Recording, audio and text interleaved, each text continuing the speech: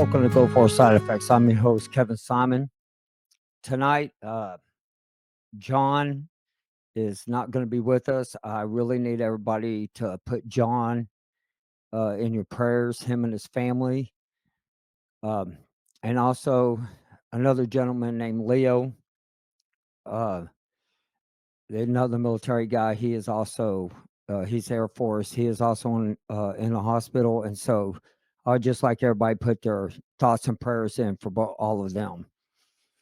And also, I like to take the opportunity tonight to talk about something that most military people don't talk about, especially Army, Navy, Air Force, and the Marines, unless we're joking around. But tonight, I got to give a lot of kudos to the Coast Guard. Most of y'all know I'm from Texas, and we had the floods. And I can tell you my deepest gratitude goes for the Coast Guard and goes to a lot of veteran groups and that have been out there helping everybody on the Guadalupe River.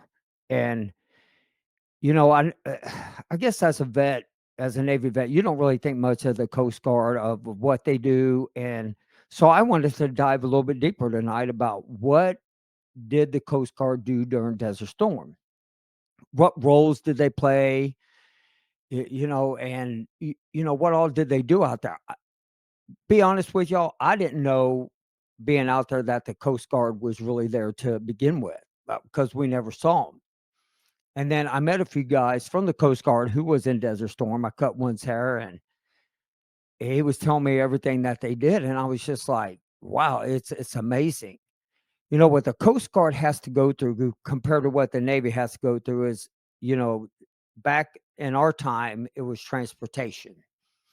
They protect our shorelines, and they also protect all the military guys in the Persian Gulf, from mines all the way to cargo, jumping on cargo ships and taking them over, seizing them, and making sure they're secure. They helped with the cleanup. They helped with, when I was looking at it, it's like really weird that these guys went out there and they cleaned up the oil. So that way, a lot of the Navy vessels that went through, the petroleum was um, taken out of the water as much as that they could. And so, so I want to give some kudos to the Coast Guard. So before we start, I really get into this, I would like to first take the opportunity, and this was sent to me. And well, I saw it on Facebook. And the young man that I want to talk to y'all about right now, he is probably 19, 20 years old. And his name is Scott Ruskins. Okay. And this young man saved over 160, up to 165 people out of raging river waters. And I mean, that's just phenomenal. I couldn't imagine doing what this young man did at 19 years old, to see what he did and to do what he did. To me, this guy deserves one of the biggest medals of honors that there is. That's how I feel about it for his role. But I want to read this, and I hope that this gets to his mom. I don't know if she's seen this yet, but says, "Dear Scott Ruskin's mama, thank you. I pray we are raising a generation of sons like yours.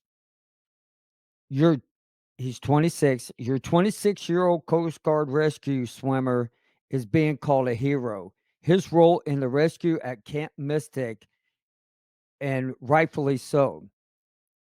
On his very first mission, he helped save 165 people, many of them terrified young campers, from the deadly floodwaters of the Guadalupe River.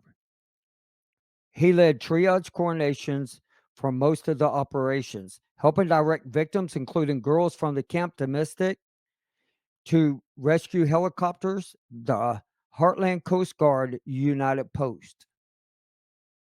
The Department of Homeland Security is calling your boy a hero, praising him as courage in in those rising waters.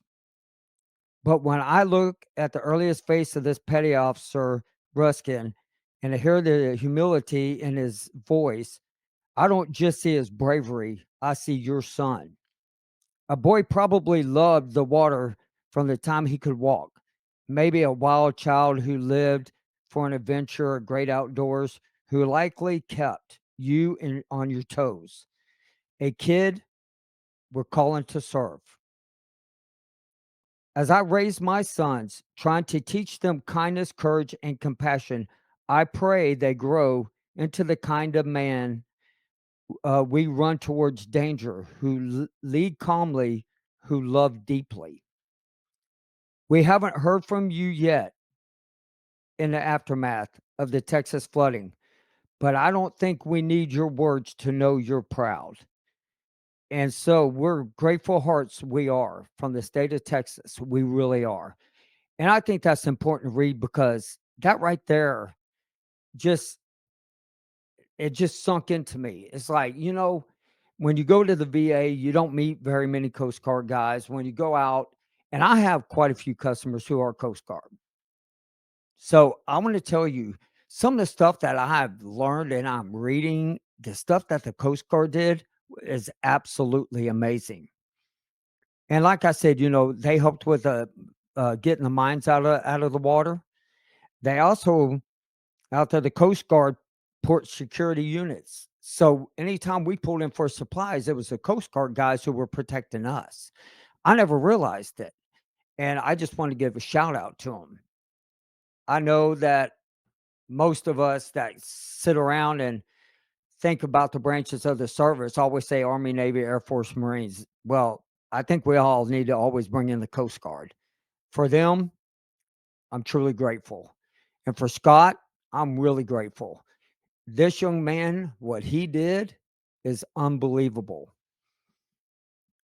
And with that being said, during Desert Storm, I know a lot of us who were out there, you know, with the tanks and the Humvees, which I really want to own a Humvee. So if anybody has an old one, I don't mind taking it from them. I have no problem with that. But being on big cargo ships, aircraft carriers, that's what you think about. And I didn't realize Coast Guard was also on Navy ships. And so Coast Guard would also train the deck seamen and all them guys, bosun mates, on how they would anchor and board like a oiler, a vessel that they wanted to put in the water. Because most of us, when we were out there, we saw, if you were in the Navy, you know exactly what I'm about to tell you. Imagine cargo ships just anchored everywhere you went. The only vessels that you could see moving out there were Navy vessels. And it was just a sight. Everywhere we went, you could see cargo ships just lined up, anchored.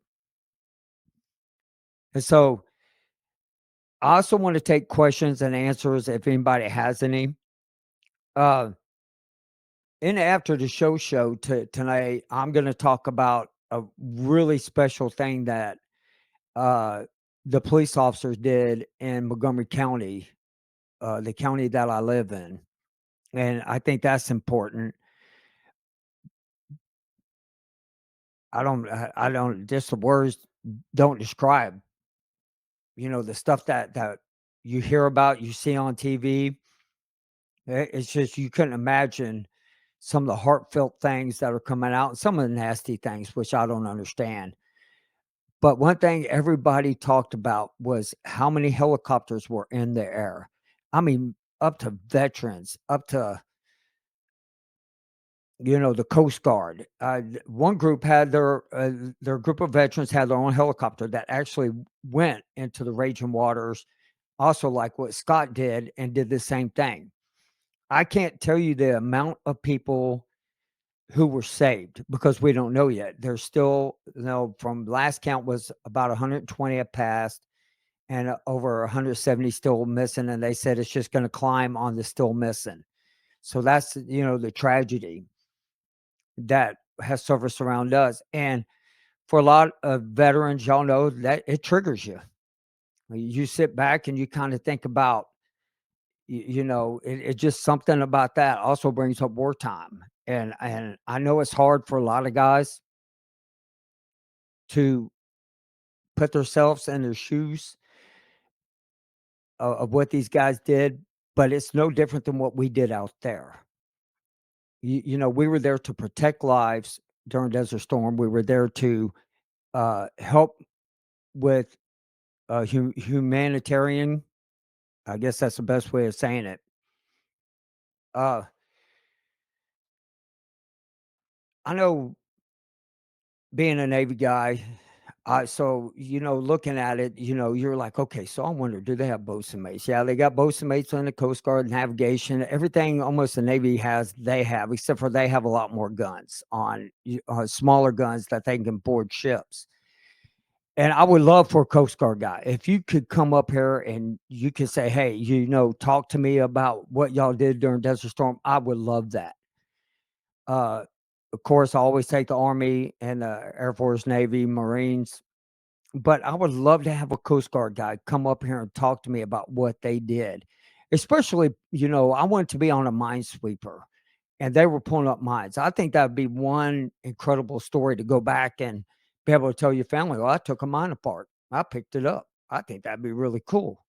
A lot of people think I'm crazy, but that was one of the jobs I really wanted, but they wouldn't give it to me.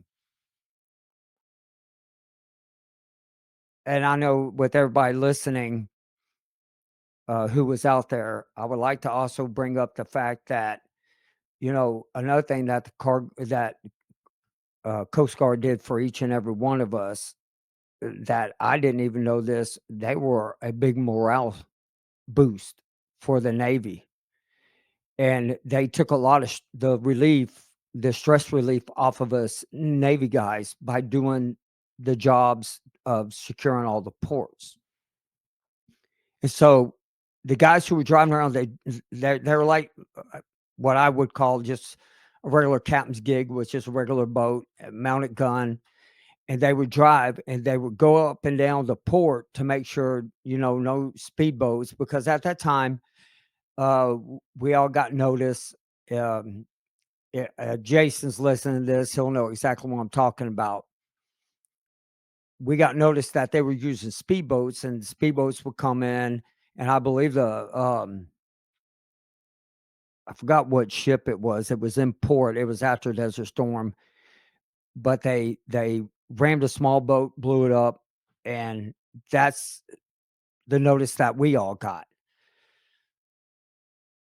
And so these guys patrolled. They made sure we were safe, and it was just incredible, the stuff that I read that they did, and I had no idea. And I apologize about that because I always gave the Coast Guard a bunch of crap out there, and you know the Coast Guard, they did environmental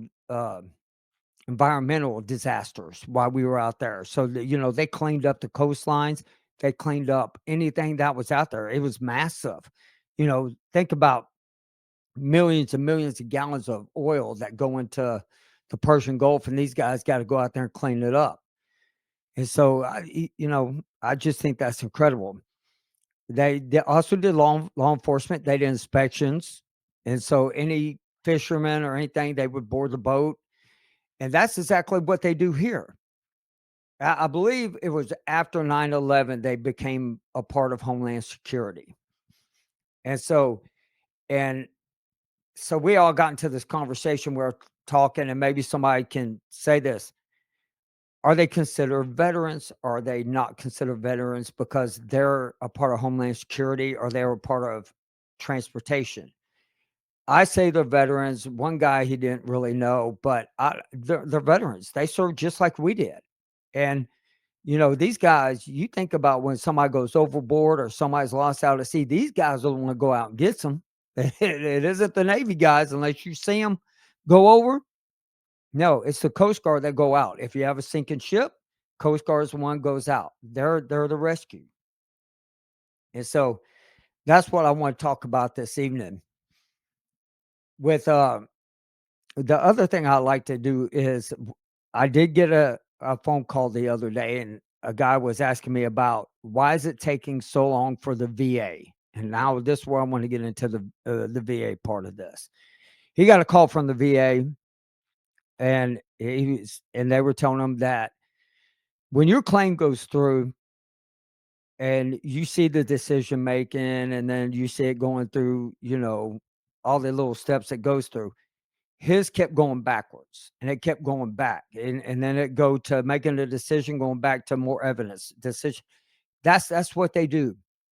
It's no difference than ever we went through it, what everybody goes through it when you're filing for disability. And so I'm trying to word this properly so I don't really offend anybody. The fear mongering of it is he's like, well, they're not going to rate me because it's all going to stop. It's not true.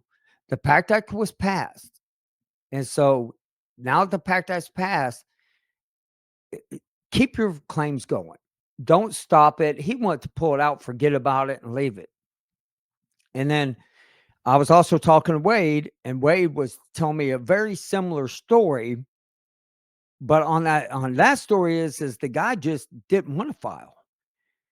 And with the problems that he has, Wade is working with him to get him to file. And y'all will see Wade on a lot of the Gulf Force sites. He's not coming after y'all trying to attack y'all. He's asking questions because he's trying to learn.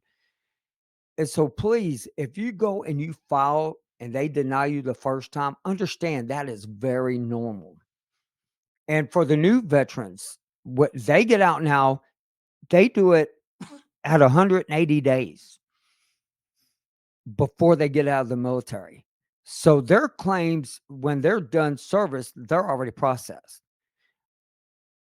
Nobody did that for us. I wish they would have. Then a lot of people would probably know a little bit more about, what Desert Storm vets went through. And so the environmental part, this was another question that was brought up to me. When you go talk to your doctors, please, I advise you to let them know that you were in a environmental disaster. That's what Desert Storm was. You had petroleum, sarin gas, mustard gas, anything that you can think of. Tell them about the anthrax shot. Tell them about the P-taps. If you took any of that stuff, y'all all know all that stuff was tainted. And each and every one of us know that when we're there thinking we're here to protect our country and also to do our job. We're not there for them to be a test dummy.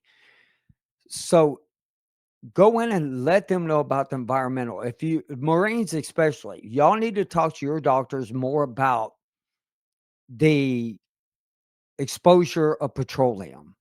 All because I know that was a big deal when I talked to some of the Marines on here, is that they almost camped underneath these freaking oil well fires.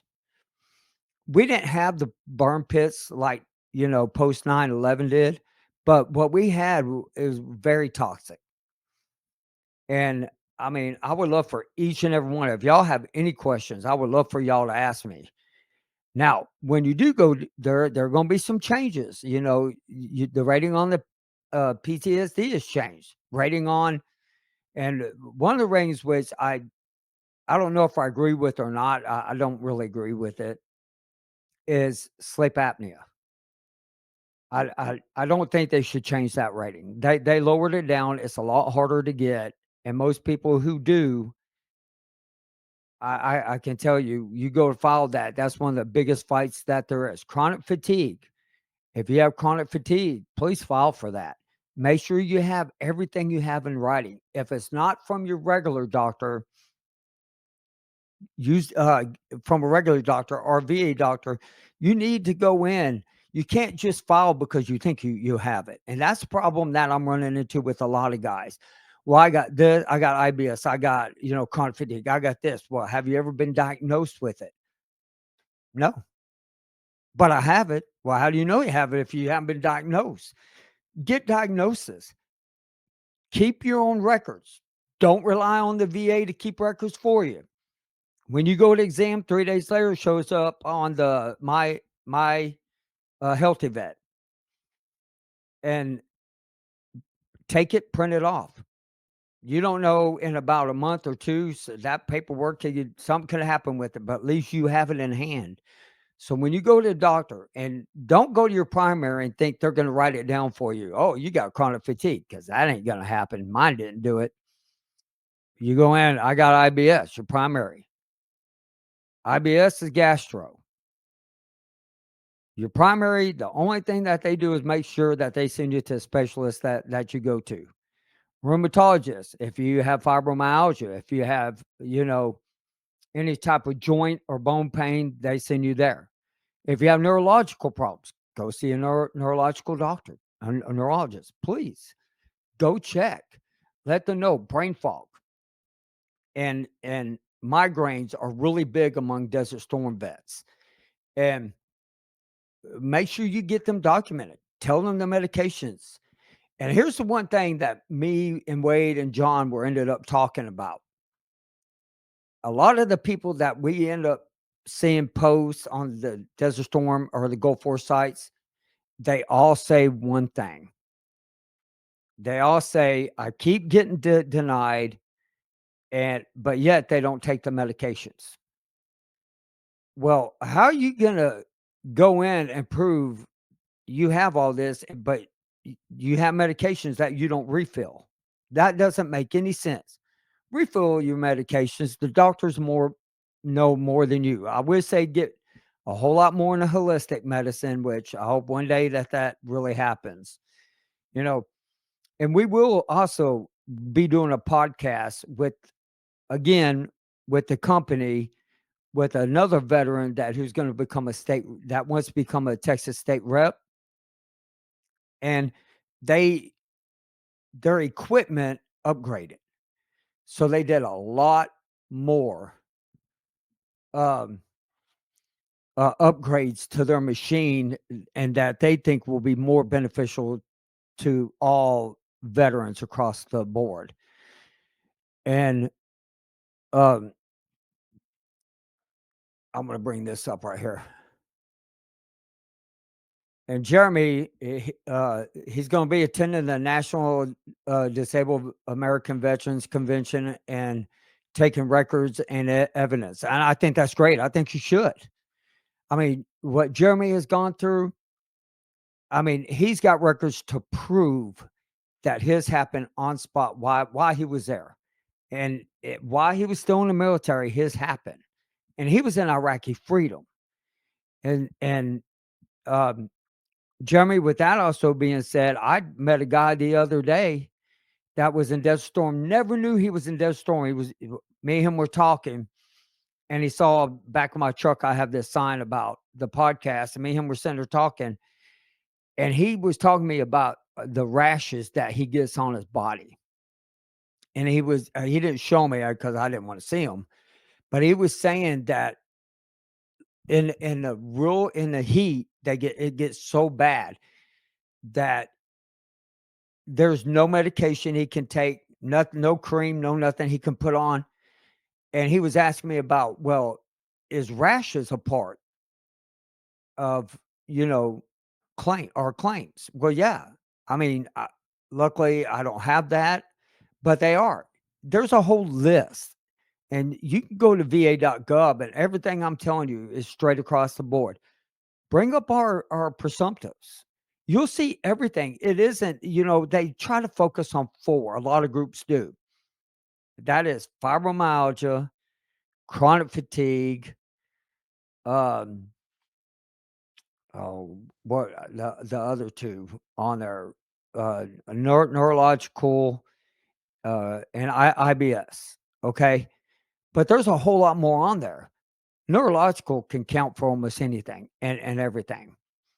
When it comes to headaches, tremors, neuropathy, um, I mean, anything, and PTSD, you know, and which me and Wade talked to also a little bit more in depth on the PTSD about how the chemicals and make your body have a chemical imbalance that can create a form of what's like PTSD. I don't know exactly how the paperwork he was reading to me, and me and him were talking about it, but the chemicals that we're exposed to can actually make certain smells, stuff you see, taste, it can bring draw back memories. I mean, no different than like going the guys that veterans that are going out and helping in the flood. Them guys talk about, the stuff that they've seen and witnessed was more horrific than what they seen during wartime, but it still triggered the emotions of being back at war. I understand that. I completely understand that 100%. Y- I'm proud of everything that I've served for. I'm proud of everything that all the guys that I've met with me and my shipmates. All of us still keep in contact. Y'all know we had a reunion and we all sat around and we talked about very similar things that we all have, with neuropathy, migraines, tremors. It was amazing. And to me, that's not a coincidence. And the VA system is not perfect. And it's far from perfect. They need to do a whole lot better. But I'm hoping over in time, over the years, they'll get more in depth like they did with Agent Orange with our stuff. With Also, with that being said, uh, the Vietnam guys, if you ever sit down and really talk to the Vietnam guys and they talk about the Agent Orange and they talk about why they're in the jungle, like they're going over spraying it on top of them. They're like bathing in this stuff. It's no different than us going with the chemicals out there, oil well fires, and then the Marines underneath there. It's just chemicals. And when chemicals get inside your body, it changes your structure.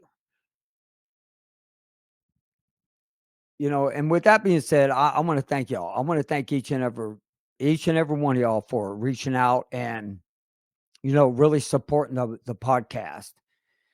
I think that we all need to take time and talk with each other, get along with each other a little bit better. Groups need to stop fighting amongst each other and start taking better care of yourself and eat better. Take the medications that will help you. Get up. Well, welcome back to Go for Side Effects. Guys, I'm sorry about that. We had a little power outage. Starting to rain here. But I was getting close to ending the show anyway. But I want to thank each and every one of y'all for joining us. Thank you for subscribing on our YouTube channels. We're still trying to bring it up. Hopefully, please keep John in your prayers and Leo. It would mean so much to them. I will keep y'all posted on how John is doing. Uh, Sorry Wade couldn't join this evening. But I want to thank each and every one of y'all for all your support.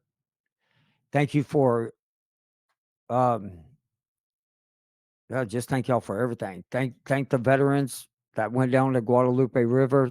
I really appreciate that. Thank you for all the civilians that also went down there to retrieve and to help with recoveries.